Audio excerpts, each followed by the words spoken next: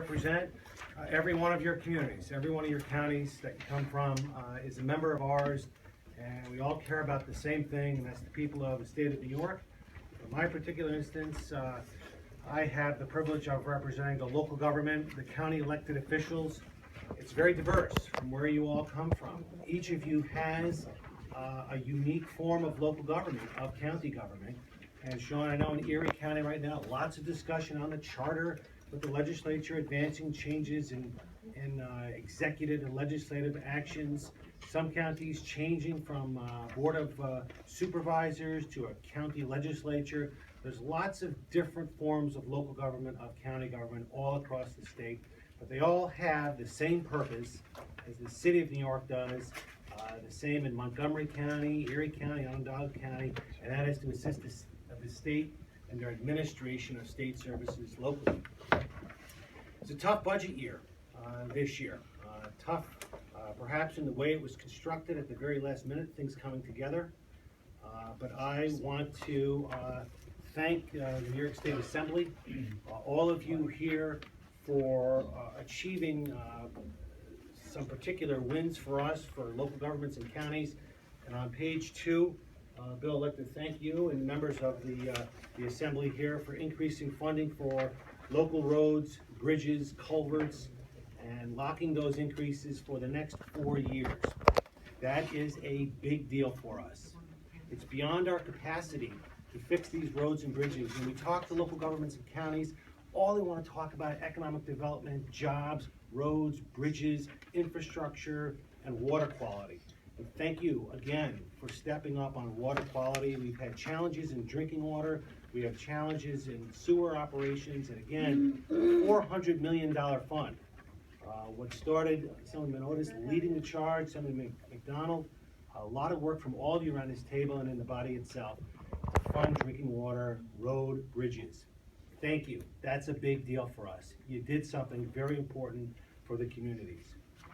I'd also like to thank you for increasing FTE aid for our community colleges.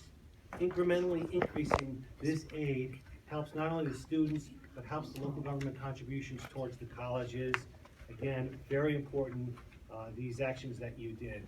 There are a few things, a few challenges that we have, as always, to help us stay under the tax cap. It's largely going to be flat next year. Again, 0 increases in property taxes, good thing for the people, challenging for local governments to stay under this tax cap. Health insurance costs, workers' compensation costs, general operations of governmental costs going up. Largely the counties will stay under this tax cap. First thing I want to ask this committee for, it's a small item, but it's a very important issue for us in our communities, and that is the district attorney salary offset. The district attorneys, by way of a commission, received an increase in their salaries effective April 1st. Historically, going back 50 years, the state of New York, when it adjusts the salary of this local government official, the state has offset this cost. We asked for it in our testimony when we testified before the fiscal committees. There's no rational explanation as to why it didn't get done, other than the raise became effective April 1st. So, Member of Assembly Aileen Gunther is circulating a bill. I'd ask all of you to please sign on to this legislation. It's a very small budget amendment, 1.6 million statewide, but for our communities, it's about a $40,000 increase in many localities, including benefits. So the district attorneys and the association are working together. The Senate is likely to pass this legislation next week as well. Senator Young, Senator O'Mara introducing this legislation. We expect it to pass the Senate, and I strongly, respectfully ask that the Assembly assist Member of Assembly Gunther in passing this bill. We think it was an oversight, and we would hope that you would continue to provide state support. The second thing I'd like to talk about is indigent defense services. It's an issue we've been talking about for several years. New York is different than many of the states in the United States in how it has structured its indigent defense program. Counties currently fund about 70 to 80% of this program, or approximately $400 million across the state. That includes New York City's expenditures. Many of you know that there was a lawsuit that was filed.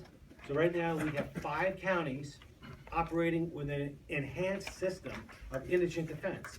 And their neighboring counties around those 5 do not have the same system of defense for the poor. It makes no sense.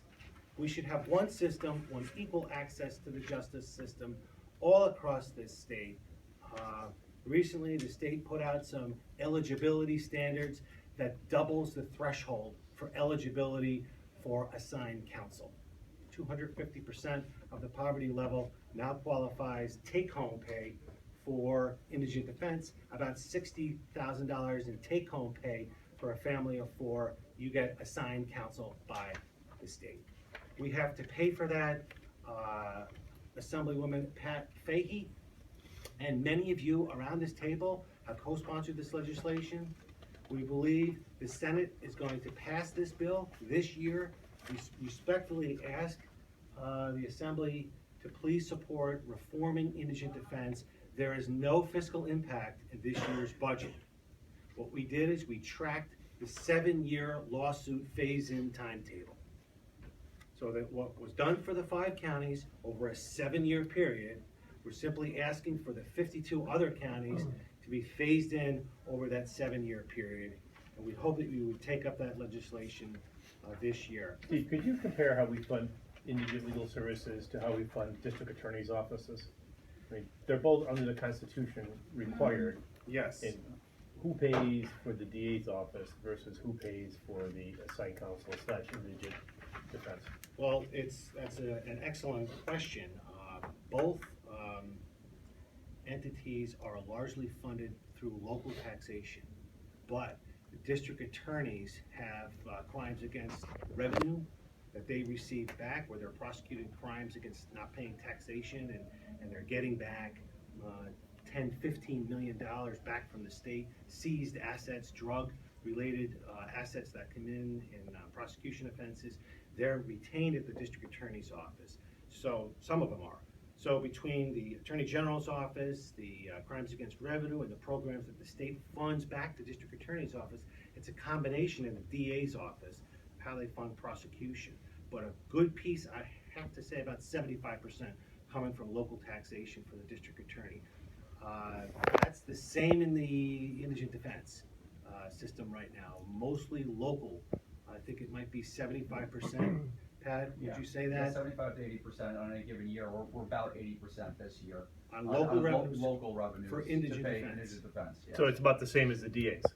Approximately, yeah. The DA's tell me it's largely shifting towards the defense community, that the focus is. I talk to them, I meet with them regularly.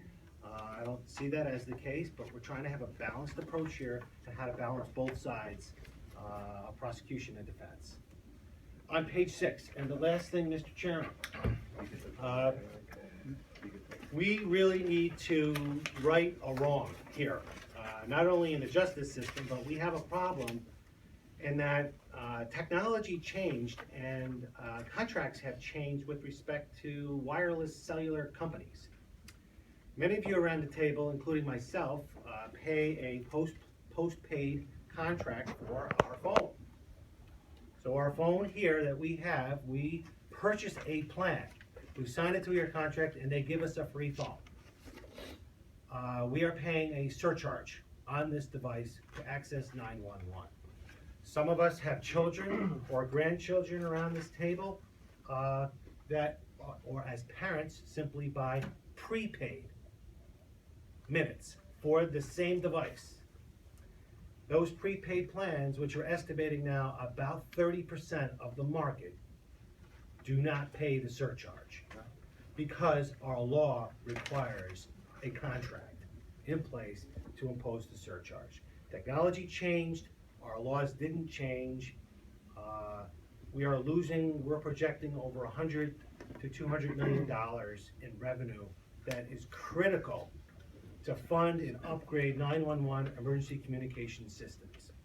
Member of Assembly McDonald should be circulating legislation for co-sponsorship to fix this problem, generate revenues for the state of New York itself, and in turn for local governments to help fund the programs that goes to the general fund, the surcharge. We're also asking simultaneously to reduce the surcharge. So instead of $1.20, we're asking for $1. So we're cutting the tax, the surcharge to the people of New York who are using these devices, and at the same time, putting them on appropriate devices, and only those devices that can access 911 emergency communication systems. We're hopeful that you'll take up this legislation before the end of this session. I know that a couple of them are larger issues, indigent defense and 911 emergency communication systems, both very important. The district attorney thing, we think is just a no-brainer to fix this in our communities.